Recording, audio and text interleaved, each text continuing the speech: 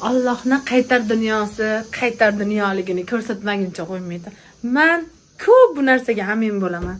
Qizlik paytimda otasi yo'q deb qaytgan sovchilarda qizlari endi eriga tega olmaganini ko'rdim. Ajrashgan ayol deb onamni gapirganlarda o'zlari yo'q qizlari ajrashganini ko'rdim. Kasal qarayapti deb mudom orqamizdan g'iybat qilganlarda kasal qarab o'tirganini ko'rdim.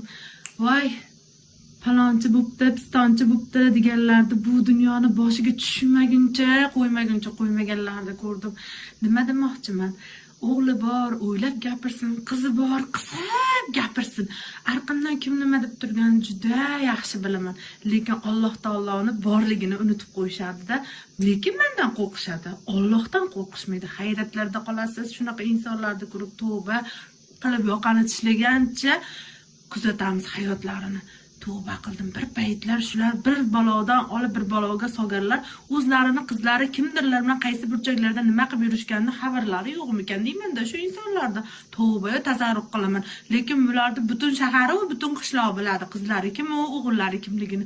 Lekin o'zlarini qizlari hayollarida bir oppoq bir pokizadek. Lekin eshitamiz, ko'ramiz, Allohning borligini unutib qo'ymanglar. Hammalaringga qaytar dunyo.